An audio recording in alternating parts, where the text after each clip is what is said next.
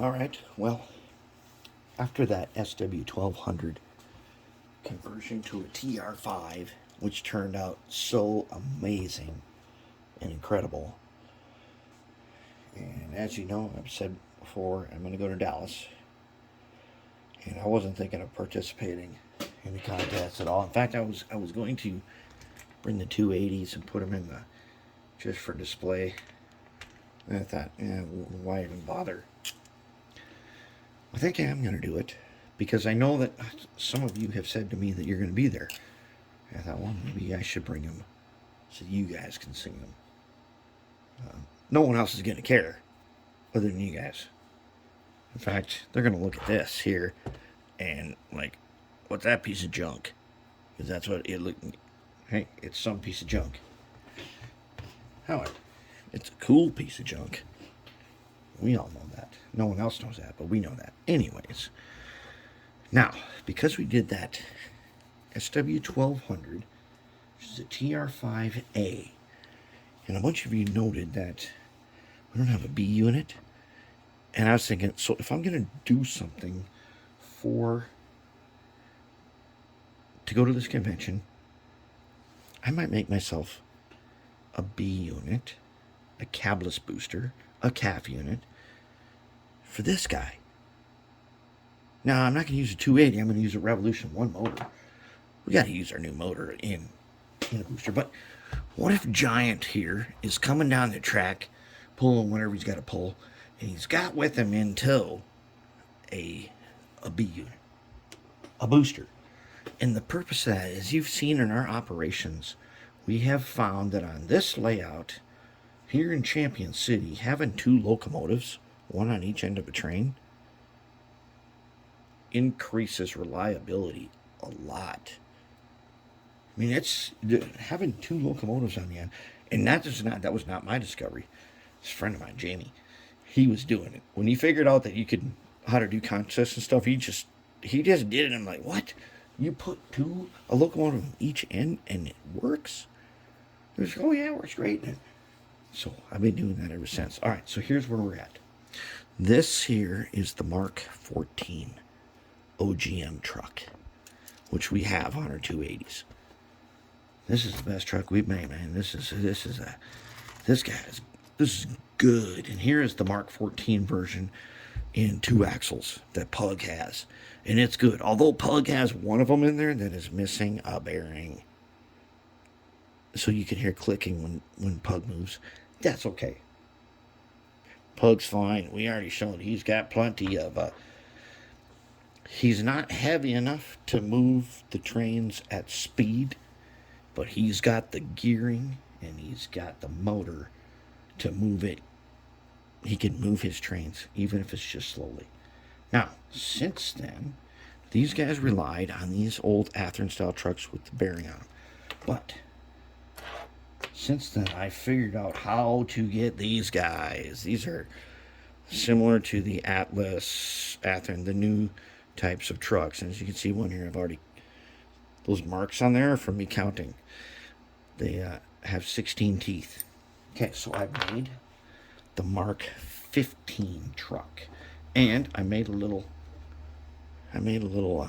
jig here to assemble the gears before we trim them. Now, this truck,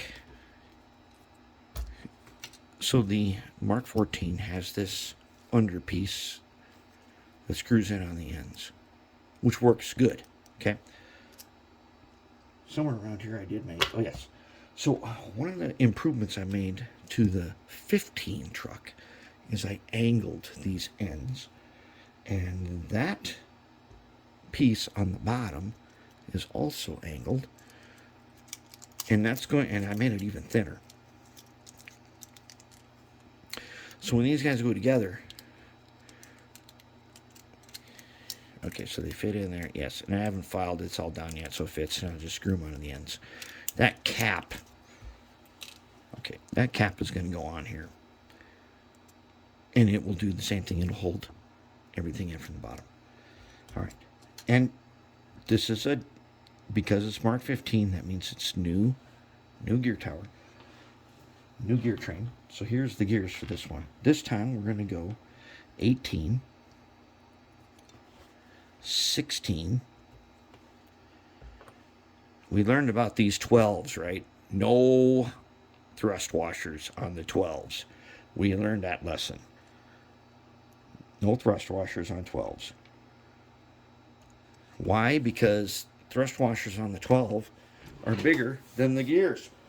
And then they cause a bunch of binding. So no thrust washers on those guys. They don't really need it anyways, but no thrust washers there. And then, so that's basically our 2 axle right there. Now to go to 3, we put in 2 more 12s. And then at the very end, we put in a 14. This guy does get thrust washers. Put a 14 like this. Okay, so now what we've got is 18, 16, 12, 12, 12, 12, 14. And then you put the 16s in here on these trucks, or on these wheels. So you've got 16s down in here. That's our new truck. And I did put some posts in it this time so that we don't have a collapsing problem, which we don't really have one on the 14, but these make it easier to assemble. The 14 is great, but it is a lot harder to assemble because it only has like a post back here and a post up here. So it's harder to work with them when you're trying to keep them together. And the jig here lets me set it in there. See all these ends here? The jig lets me set it in here without trimming those while I'm testing it to make sure everything lines up. And that's our 15. Okay, so then I started 3D printing some. Here's a hazard with 3D printing. You see this? Obviously, this is a no-go. And this happens once in a while. Okay, this is a single, as you can tell by my skirt. I do a six pass skirt just to make sure that everything's flowing. And I got this twice. Then I did 3 of them at one time, and I got a decent one that came out. Okay, so then I did 3 of these at one time, and as far as I can tell, they're good to go.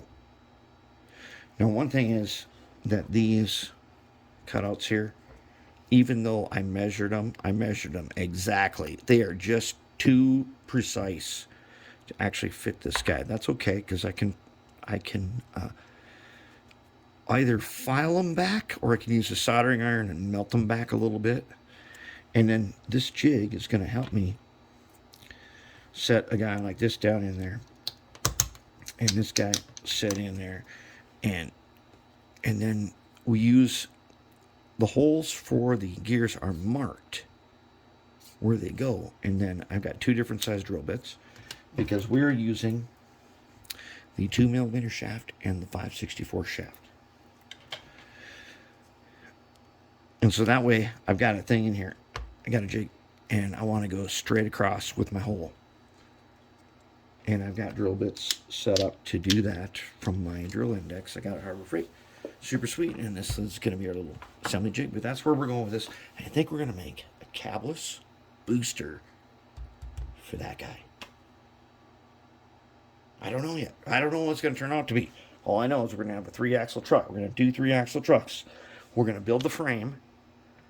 We'll build the aluminum underframe like we did on this. And then we will see. We'll put the motor in and everything, and then we'll see what it's going to be. And we'll build the rest of it around the frame and the motor and trucks and see what we get. I don't know what it's going to be, which is awesome. I have no idea what this is going to be. Form will follow the function. We'll get the function, then we'll find out what the form is.